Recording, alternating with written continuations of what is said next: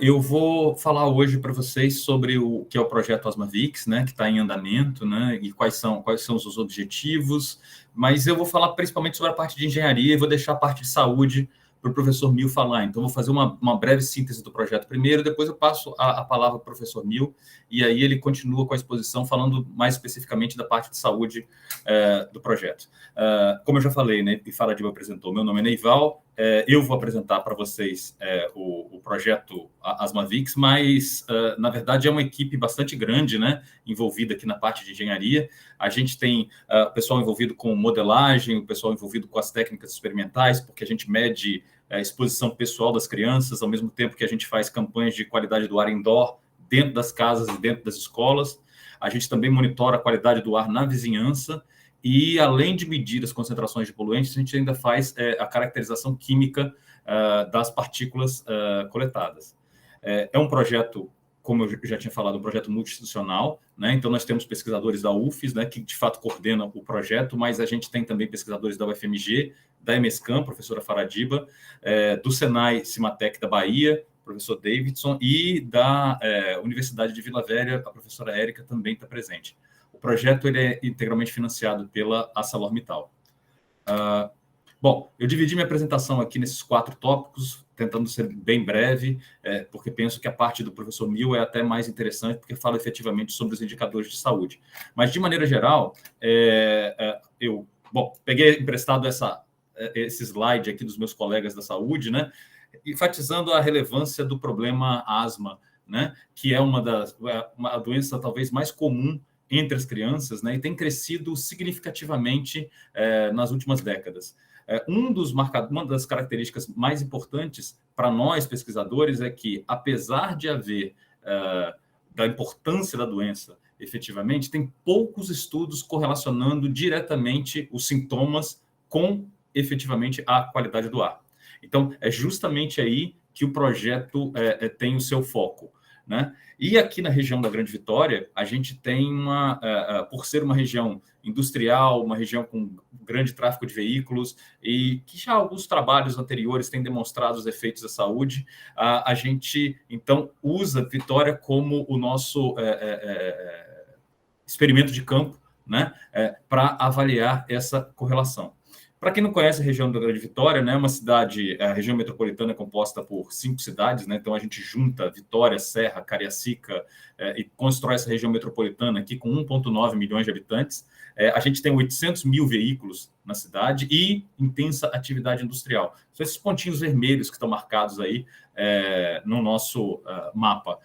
O vento predominante da região, tá, gente, é o vento norte-nordeste. Então, o que acontece? Com todas essas fontes de poluentes que a gente observa aqui nessa região, o que vai acontecer é que esses poluentes são transportados para cima da cidade. Bom, os estudos recentes, e aí tem uma imagenzinha, uma projeção de um modelo de dispersão de poluentes na atmosfera que demonstra como essa pluma de poluentes ela se comporta, né? Então, a maior parte do tempo, vento norte e nordeste, na verdade, 53% do tempo em média, tá, nos últimos anos. E aí, Serpa e colaboradores, né, a professora Faradiba, usou o questionário ISAC para investigar asma e rinite de crianças, né, e os resultados mostraram uma prevalência considerada como alta em relação à média das outras cidades brasileiras. E estudos anteriores, eles também mostram um aumento, né, do risco de atendimento ambulatorial ou hospitalização entre 3,6 e 5,6 relacionados a MP10 e SO2. Então, a gente tem já estudos que demonstram os efeitos à saúde relacionados à poluição do ar. Na verdade, diversos estudos na literatura disponíveis, principalmente nos últimos anos. Nesse contexto, então, a gente constrói o projeto Asmavix. O projeto, então, ele tem o objetivo de investigar esse problema específico, né? Que são os sintomas, né, a exacerbação, os efeitos sobre a saúde dessas crianças portadoras de asma leve e moderada. E aí a gente correlaciona, então, os efeitos, a exposição dessas crianças, né? Por exemplo, aquele pontinho ali está representando um dia a dia de uma criança, ela vai se movimentar pela cidade e vai estar sujeito a diferentes níveis de concentração ao longo do tempo. E aí a gente tenta, e claro, além da sua movimentação, a própria poluição do ar vai variando durante o dia. Além, então, dessa movimentação, da poluição do ar variando dentro do dia, ela ainda muda de ambientes dentro do seu cotidiano. vai estar dentro da escola, dentro da sala, então a gente está dentro da sua casa e brincando na rua, ou então se locomovendo de um ponto para outro. Então a gente tenta acompanhar essa exposição e correlacionar isso com os dados de saúde. O professor Mil vai falar um pouco mais detalhadamente quais são os dados de saúde que a gente vai usar para correlacionar com a exposição à poluição do ar, mas, basicamente, a gente vai pegar essas duas séries temporais e vai trazer para fazer correlação estatística, tentando indicar, tentando levantar efetivamente, né, os efeitos, separando dos fatores de confusão que, porventura, vão aparecer aí num problema tão complexo. Bom, falando então da metodologia, né, como eu comentei, a gente vai ter, então, na parte de engenharia, a gente precisa de gerar dados de exposição para correlacionar com os nossos dados de saúde. A correlação entre os dados de exposição e os dados de saúde é que vão, de fato, gerar, né, permitir a análise dos efeitos. Mas, para gerar esses dados de exposição, basicamente, no projeto, a gente usa duas formas diferentes. Tá? Nós usamos, três formas diferentes. Nós usamos uma forma, vamos dizer assim, mais tradicional, que seria campanhas experimentais de medição. Então, nós temos uma estação móvel de medição de poluentes que fica localizada em cada um dos bairros que a gente vai fazer uma campanha. Então, quando a gente começa a campanha, a gente move essa estação para a proximidade da escola.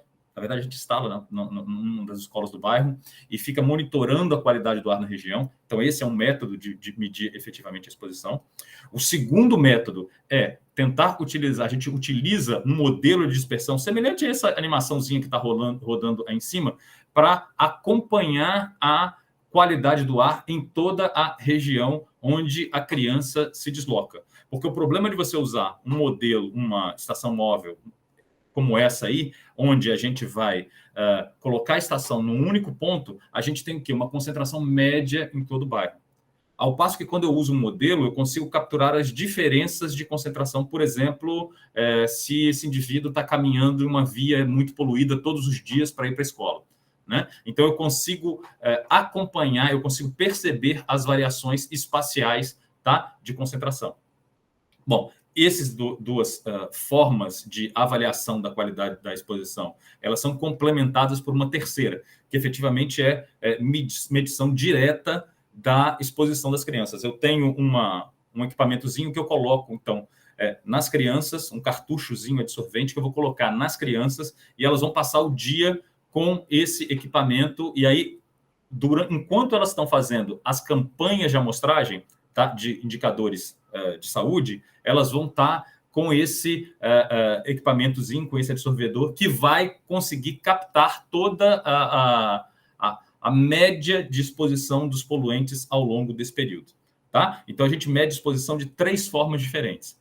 A ideia básica aqui desse processo de medição é que eu posso validar os três, tá? Analisar cada um deles separadamente e tentar identificar quais são as melhores práticas ou os melhores procedimentos. É claro que o medidor direto ele acaba sendo muito mais eficiente, muito mais fidedigno do que o modelo ou que a estação de monitoramento regional, local, perdão.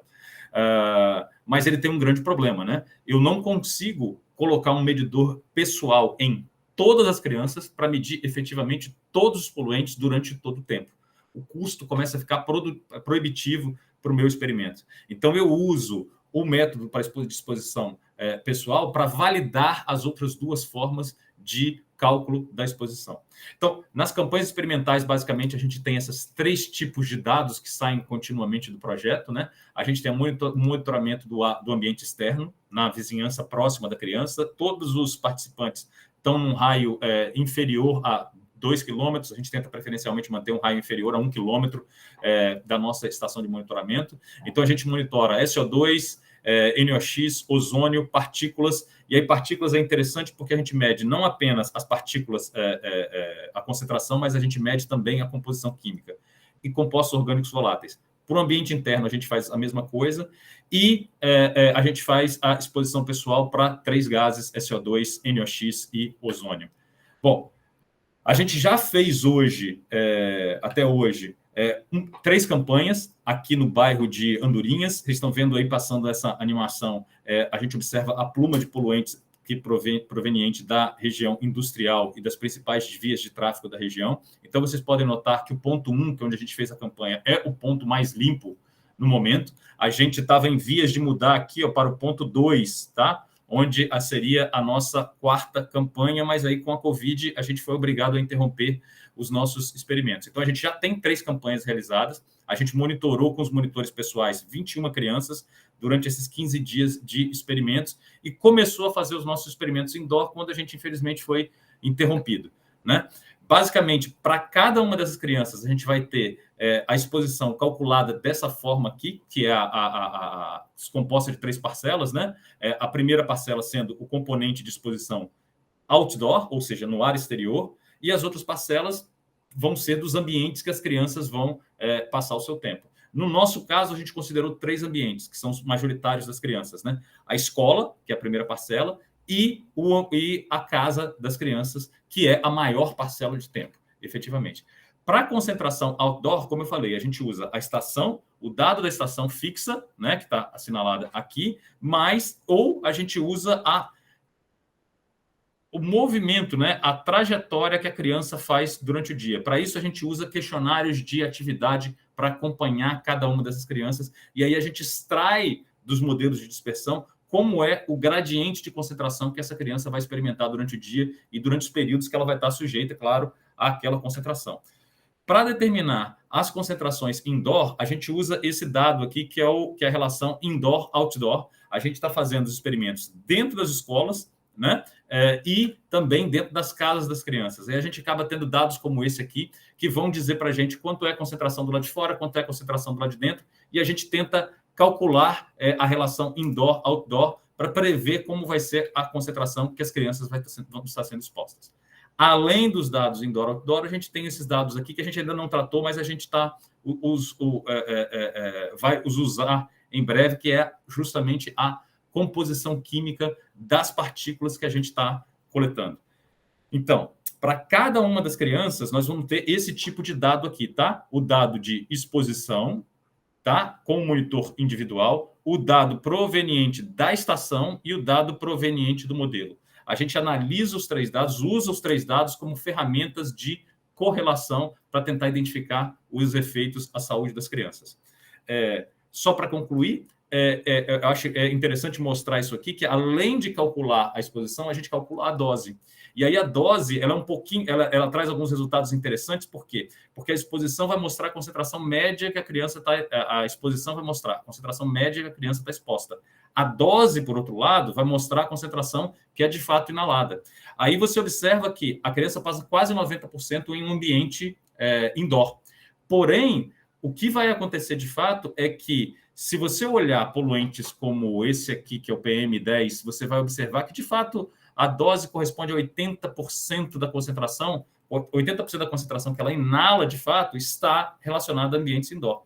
Mas tem alguns poluentes, e para algumas crianças específicas, que quando elas estão outdoor, a concentração que elas absorvem, que elas estão sujeitas, é tão alta que, de fato, a dosagem não dá para ser calculada, a dose não dá para ser calculada diretamente só pensando no tempo de exposição, porque, na verdade, a dose vai ser relacionada ao quê? À intensidade da atividade, à concentração que ela é exposta e ao tempo que ela passou efetivamente exposta a essa concentração. Bom, finalmente, conduzindo aos próximos passos, em breve, a gente deve começar em fevereiro a nossa nova campanha, e aí a gente leva agora, nosso objetivo é chegar no N200, então a gente passa agora para a enseada do Suá, que é agora um ponto já muito mais sujeito à influência industrial, e caso a gente não chegue a 200, a gente passa para o terceiro aqui ponto, que é Maria Ortiz, que é outra comunidade bastante afetada. Eu vou ficando por aqui e eu vou passar já para o professor Mil falar um pouquinho sobre a parte de saúde dos experimentos. Um minutinho só enquanto eu troco a nossa apresentação.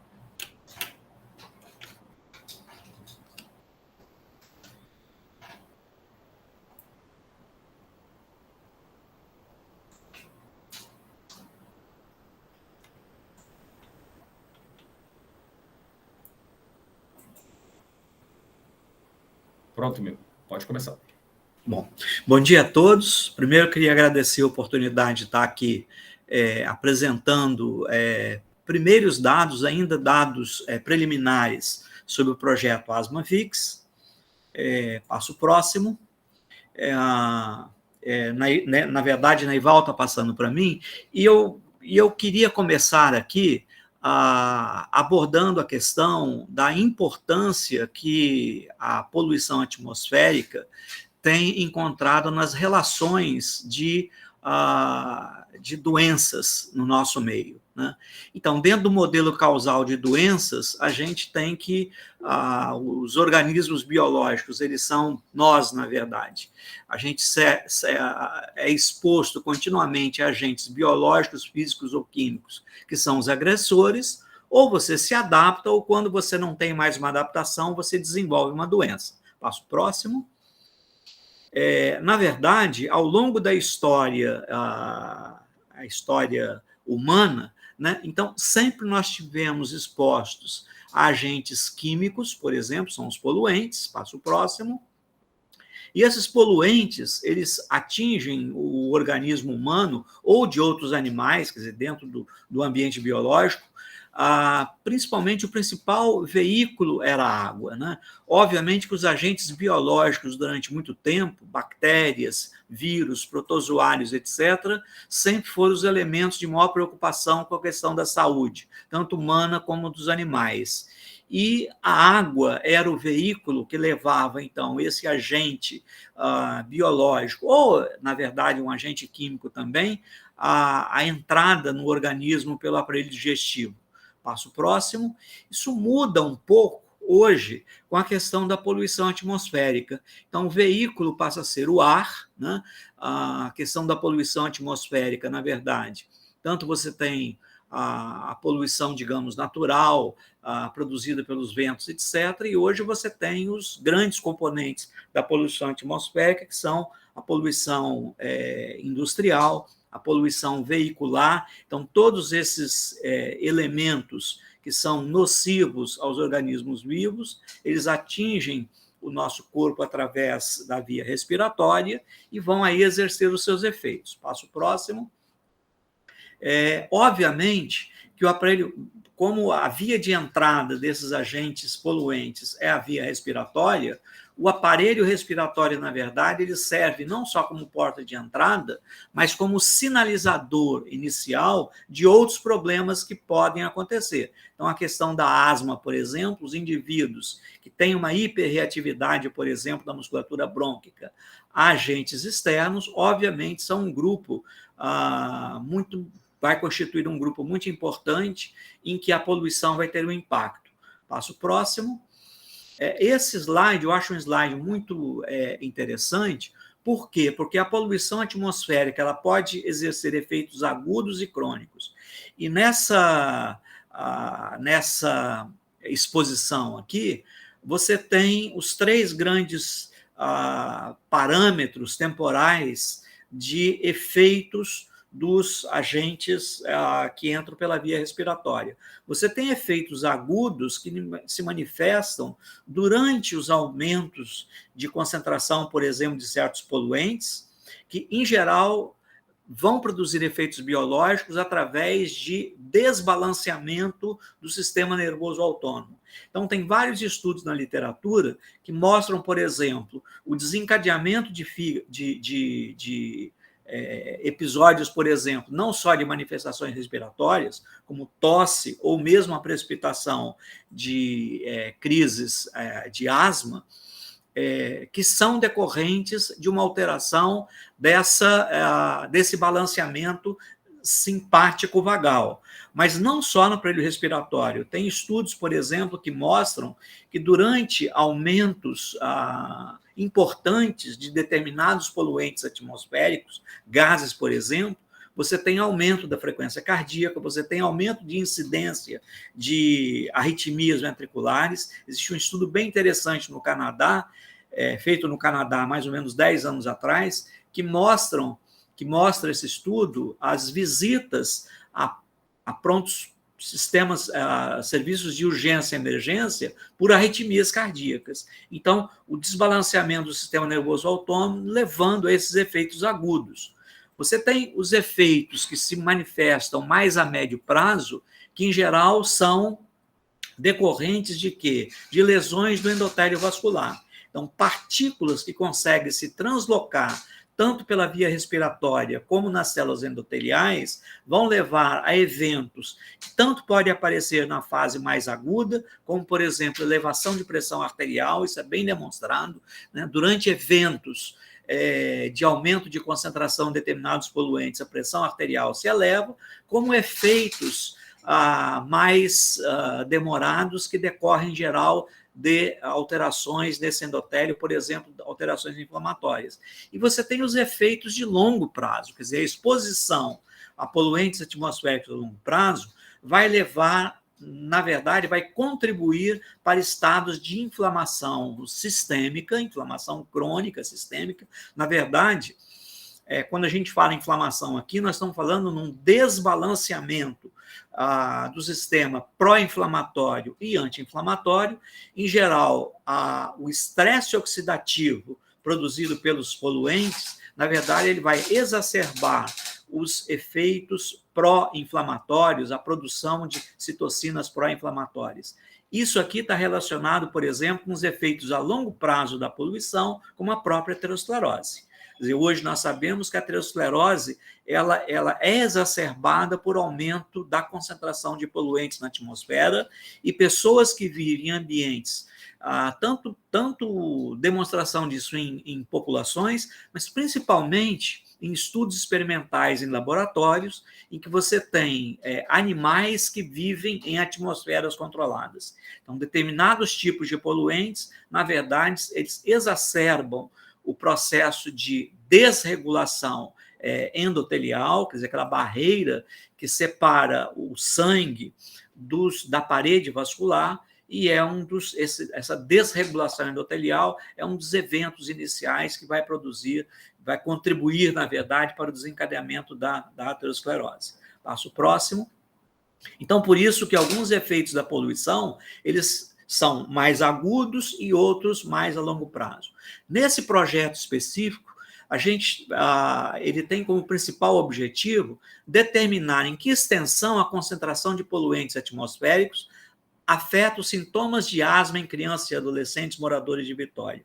Obviamente que estudos dessa natureza, como o Neival falou, já foram feitos, entretanto, grande parte desses estudos trabalham com dados secundários, dados recolhidos, por exemplo, de atendimentos ambulatoriais de serviços de urgência e emergência, ou os registros que você tem, por exemplo, de prevalência ou de incidência dessas doenças em determinadas regiões.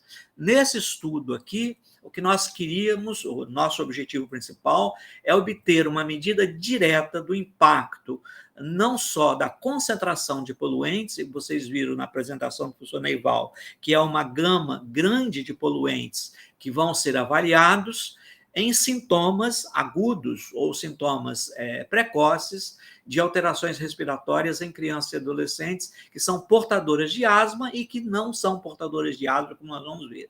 Então, as estratégias de estudo seria acompanhar a saúde de crianças e adolescentes com asma por meio da obtenção de dados diretos de saúde e de uma monitorização abrangente de poluentes na atmosfera em Vitória, a fim de restabelecer possíveis associações causais entre a exposição, que é o poluente, e o desfecho, que seriam as alterações respiratórias. Então, passo próximo. Na verdade, então, essa relação entre a exposição e o desfecho, nós precisamos, então, coletar dados de exposição. Quem faz essas análises, como demonstrado na apresentação anterior, é o grupo da engenharia ambiental, e nós montamos equipes, montamos estratégias para coletar o desfecho, que seriam as alterações respiratórias. Passo próximo. O projeto se desenvolve em várias etapas. O primeiro, nós fizemos uma divulgação desse projeto nas unidades básicas de saúde e junto à comunidade médica de Vitória. Fizemos contatos com os gestores e equipes das unidades básicas de saúde, das diferentes localidades de Vitória, onde o projeto irá se desenvolver ou está se desenvolvendo, e aí partimos para o recrutamento. que é realizado em crianças e adolescentes que são regularmente atendidos em unidades básicas de saúde que estão próximas à localização da estação de monitoramento da qualidade do ar. Passo próximo. Então, a primeira etapa do projeto, então, uma vez recrutado, então, nesse contato inicial é sempre feito nas unidades. Quando existe uma possibilidade de recrutamento de uma criança que atende aos critérios de inclusão na unidade básica de saúde, então a equipe agenda uma visita domiciliar para explicar melhor aos pais e responsáveis e para a criança e adolescente os objetivos e os métodos que vão ser feitos no estudo, assinatura do TCLE e a recolhimento do termo de assentimento do adolescente, e preenchemos aqui os questionários sobre o domicílio, como a criança vive, como é o domicílio, dados socioeconômicos, dados de saúde de outros participantes que moram no mesmo domicílio, e um questionário mais específico sobre características do possível participante do projeto. E aí, nesse momento, nós verificamos a possibilidade ou não de incluir um controle. Um controle para nós seria uma criança ou um adolescente com o mesmo perfil, de preferência que more no mesmo domicílio, pode ser irmão ou não irmão, e se não existir essa possibilidade, a gente tenta recrutar um controle que seja vizinho a esse domicílio. Ou seja, nós teríamos aqui, então, um grupo de crianças com asma e sem asma, que vivem num ambiente muito próximo e que têm hábitos de vida similares, de tal maneira que eles estariam expostos aos mesmos fatores de agressão. Uma vez terminada essa etapa domiciliar, a gente agenda uma visita à Clínica de Investigação Cardiovascular, aqui no CAN, na UFES, para os exames iniciais clínicos e laboratoriais. Passo próximo. Então, nessa rotina, nessa visita, nós coletamos sangue em jejum para fazer a parte do hemograma, a parte toda de bioquímica e das imunoglobulinas, principalmente as imunoglobulinas do tipo E, específica para determinados poluentes ou fatores de facilitação de asma existente nos domicílios, fungos, ácaros e assim por diante. Fazemos uma coleta de urina, fazemos antropometria, uma bioimpedância para ver composição corporal, pressão arterial, um eletrocardiograma, e recolhemos também um exame que não é exame de rotina, que é a velocidade da onda de pulso carotídeo femoral, para ver se essas crianças com asma já têm manifestações de aumento de rigidez arterial. É só uma linha de pesquisa do nosso grupo de pesquisa aqui, porque a asma, como uma doença inflamatória crônica, e como a gente vê, os poluentes, na verdade, afetam o endotélio vascular, e essa agressão do endotélio vascular, ela pode se manifestar ao longo prazo como aumento da rigidez arterial, que vai facilitar processos de alteração de pressão arterial, desencadeamento da aterosclerose, assim por diante. E fazemos uma espirometria padrão, com um aparelho padrão ouro, antes e após o broncodilatador. Nesse momento, nós fazemos o treinamento para uso do espirômetro domiciliar, ou seja, a criança é apresentada ao equipamento, passo próximo. Então, é o espirômetro. Aqui estão as coletas de sangue, passo próximo. O exame de bioimpedância para ver a composição corporal, passo próximo. E aqui, então, ele é apresentado ao espirômetro domiciliar, porque ele vai fazer essa manobra ou sozinho. A gente já vê que os adolescentes conseguem executar a manobra de espirometria domiciliar sozinhos, depois de serem treinados, ou com a ajuda de um adulto, obviamente nas crianças menores. Passo próximo. Então, esse aparelho ele faz medidas de velocidade máxima de expiração e faz a medida do volume expiratório forçado de primeiro segundo. Exames que eles também já haviam feito anteriormente na espirometria convencional. Então, a meta seria a inclusão de 200 participantes, a nossa meta seria de ter pelo menos 150 crianças com asma e 50 não asmáticos, para poder fazer as comparações. A espirometria domiciliar é programada para fazer 3 medidas de manhã cedo e 3 medidas tarde e noite, e com essas duas medidas, como eu já falei, o fluxo expiratório máximo, que é o peak flow, e o volume expiratório de primeiro e segundo. Depois de fazer essas medidas, nós fazemos o acompanhamento dessa criança por 1 ano, através de questionários mensais, para ver basicamente uso de medicamentos, necessidade de ida a serviços de urgência e emergência, uso de broncodilatadores e assim por diante. É um inventário, na verdade, que é o acompanhamento de 1 ano. Passo próximo. Aqui eu vou mostrar alguns dados agora, bem preliminares ainda. Nós conseguimos a inclusão de 46 crianças com asma e 13 controles. Uma parte desse estudo que vai ser mostrado depois pela professora Marina é o estudo de validação do Vitalograph, que é o espirômetro portátil, e alguns exames clínicos e laboratoriais e espirometria domiciliar. Passo próximo. Então, dos dados, digamos, que nós recolhemos na clínica, então são crianças e adolescentes feminino balanceado nos 2 grupos, a idade em torno de 11 anos, os dados de estatura. Chama a atenção aqui primeiro, que nas crianças asmáticas você tem uma massa corporal total, massa principalmente de gordura, o MC não é diferente, mas a quantidade de gordura corporal é diferente, e uma massa muscular menor nas crianças portadoras de asma. Ainda não há diferença estatística nas questões da velocidade de onda de pulso, que mede a rigidez arterial, mas uma tendência a gente já nota aqui das crianças asmáticas terem uma rigidez arterial um pouco mais alta. Passo próximo. Outro dado que chama atenção, como esperado, as alterações de eosinófilos nas crianças com asma, aumento de eosinófilos, e aqui a resistência à insulina nitidamente maior nas crianças e adolescentes portadoras de asma, o que é uma característica importante, precisa ser acompanhada nas crianças que estão em tratamento com asma. Passo próximo. Aqui o dado da espirometria domiciliar. Então, durante 14 dias, 14 a 15 dias, na verdade, a maior parte das crianças, 14 dias, são feitas as espirometrias domiciliares. Aqui, a velocidade máxima de fluxo e o volume de expiratório. Aqui, as crianças do sexo masculino, com volumes, com peak flow e volumes um pouco maiores do que as crianças do sexo feminino. Passo próximo. Isso são dados de média desvio padrão, e aqui as diferenças entre crianças com asma e sem asma. Então, as crianças com asma, que são os pontos em vermelho aqui, sempre abaixo, em torno de 10 aqui, na média, em torno de 10 a 15% de valores menores do que as crianças controle. Obviamente, o grupo sem asma, então.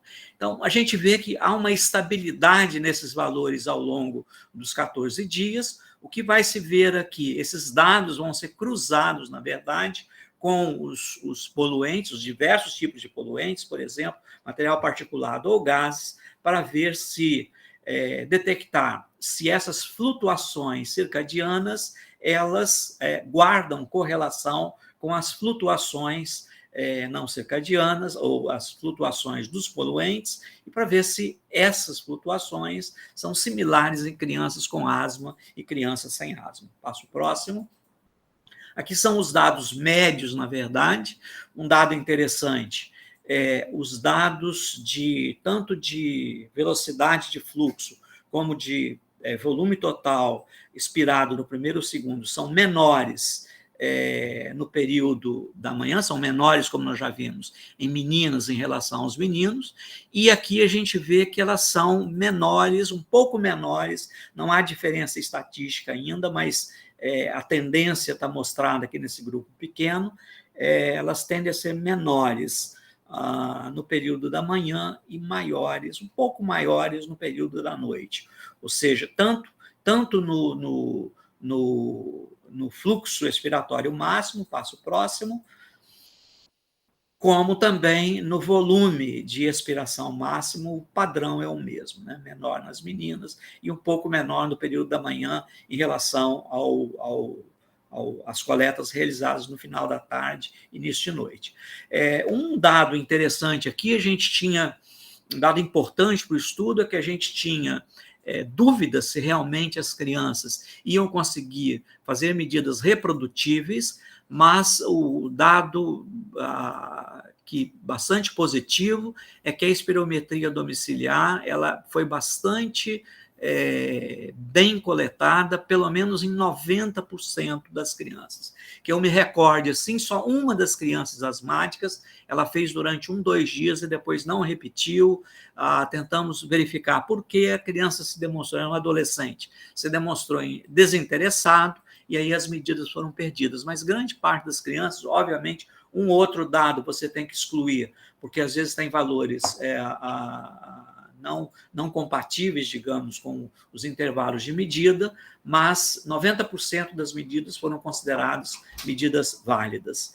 É importante aqui considerar também que esse aparelho ele guarda essas mensagens, quer dizer, tanto nós tínhamos uma planilha em que a criança ou responsável anotava os valores, porque ele aparece no visor, como também essas medidas ficam gravadas, nós podemos gravar cento e tantas medidas ao longo do tempo, e essas medidas ficam gravadas para você confirmar depois. E a anotação das medidas também com bastante reprodutibilidade em relação aos valores deixados no aparelho. Passo próximo.